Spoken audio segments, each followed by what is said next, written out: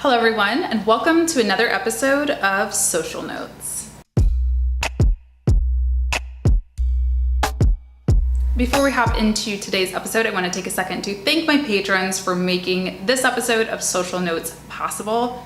You guys rock. So the first bit of social media news I want to talk about today is an exciting one. I don't know how I feel about it yet, but Instagram is now allowing landscape video on Instagram TV, aka IGTV, which, as a lot of you know, launched about a year ago now. They have a standalone app. You know, you guys know what IGTV is. I made plenty of videos about it, and their whole shtick was that it was really the first and really the only app that allowed for longer form vertical video content that was mobile only. So the co-founder of Instagram, Kevin Systrom, I don't know, he told a TechCrunch person, what I'm most proud of is that Instagram took a stand and tried a brand new thing that is frankly hard to pull off. Full screen vertical video that's mobile only, that doesn't exist anywhere else. So this news coming about a year later, a lot of people are looking at this as kind of a concession from Instagram, sort of saying, hey, this didn't really work so well. I mean,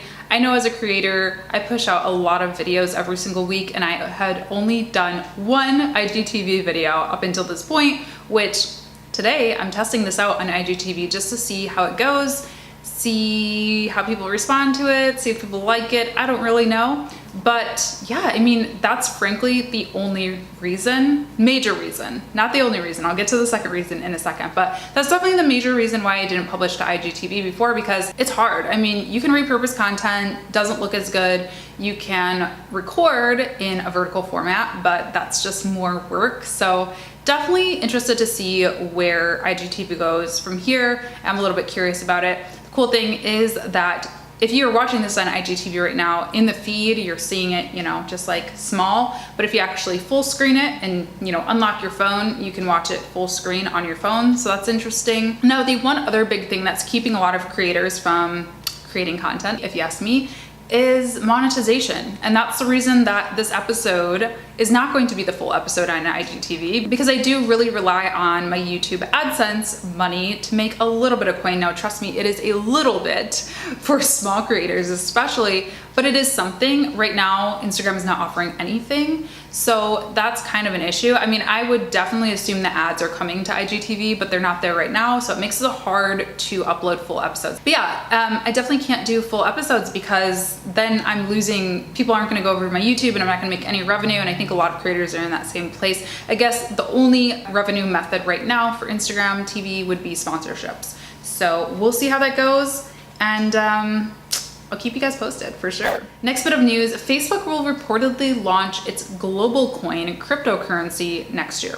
So this is kind of still in the rumor stage, you could say, but essentially Facebook wants to create a digital currency that provides affordable and secure ways of making payments regardless of whether users have a bank account. So WhatsApp and Instagram, they're hoping to disrupt existing networks by breaking down financial barriers, competing with banks, and reducing consumer costs. So apparently, you know, this is interesting. Apparently, the first step is really going to help people who are looking to send money back to their home countries and their families back home. So WhatsApp is going to be a big part of that, because apparently India is one of the biggest countries where they're seeing those types of transactions happen.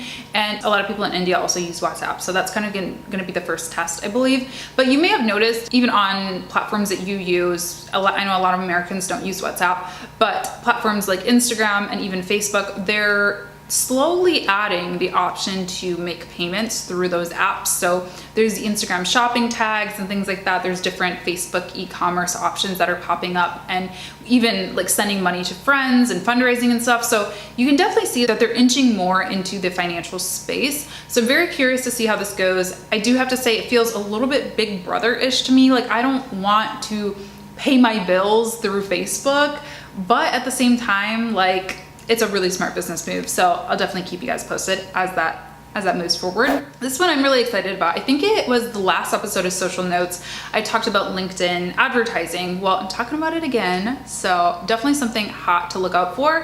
LinkedIn company pages are now showing sponsored content ad history. So this is really exciting for me as a marketer, because now I can like spy on other company pages essentially, like let's be honest, and see what other people are doing in terms of advertising. But I think it's also, well, more importantly, LinkedIn did not necessarily do this for marketers. It did it for transparency, ad transparency for its users. So we've seen a ton of misuse of Facebook ads. We all know what happened in 2016. We don't need to rehash that. And I think that this is a way for LinkedIn to kind of combat that and take preventative measures, since they are opening up their ad platform more and more. I talked about that in the last episode. I'll link it down below or in the cards here for you guys. But yeah, I think it's a good thing. I don't think there's really anything bad about it. I guess the only thing for you to think about when you're creating ads on LinkedIn is that now other people can see it. I mean, they could see it before, but your competitors can potentially see it, which could be an issue. But like I said, for a marketer, I don't know. It's kind of exciting on one hand too. So what's gonna happen is there's gonna be a tab on company pages. You can just click to see what ads they've placed in the past 6 months or so, I believe it is.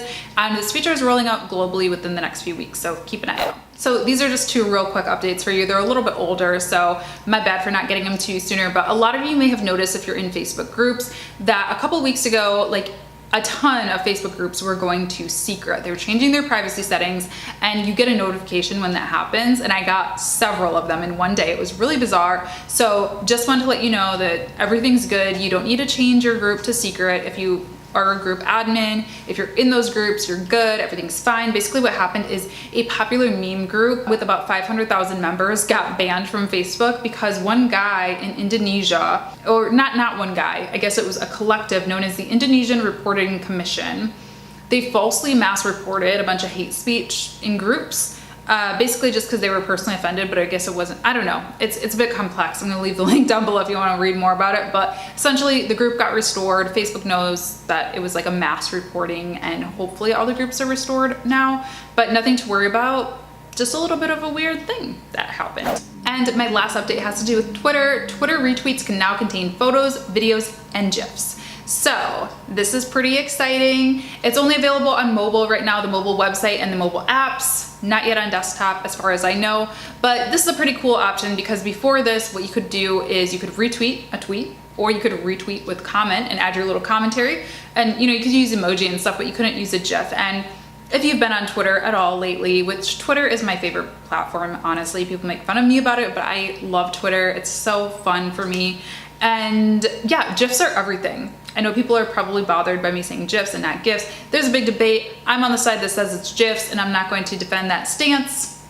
Google it. Google it if you want to. But anyway, GIFs are a huge method of communication on Twitter now. Like sometimes there just aren't words to explain how you feel about something. You just gotta use a GIF, especially when it comes to like current events. Like I love live tweeting shows, awards shows, political events. We're about to enter politics season. Oh my gosh, my GIFs are gonna be lit when it comes to the debates and things like that. So I think it's a really smart move for Twitter just to generate more engagement really easily. People love GIFs. And I guess a message to brands, freelancers, businesses, people like that who are watching, you might want to incorporate GIFs into your social media strategy if you haven't yet. Now, I will say that there's a right and wrong way to do this, and you don't want it to come off inauthentic or like you're just trying to be super trendy, but they definitely are a big deal. So if it makes sense for your brand, if it makes sense for your business, it fits the tone and voice and all that stuff, maybe give it a shot, because they're definitely having a moment right now. All right, so that is it for this episode of Social Notes. Let me know in the comments down below. I would love to know if you are going to be trying Instagram TV, if you're going to be trying LinkedIn advertising, if you're excited about GIFs, all of that, let me know. Love to hear from you in the comments down below. Please do subscribe if you haven't yet, and thumbs up the video if you enjoyed it as well.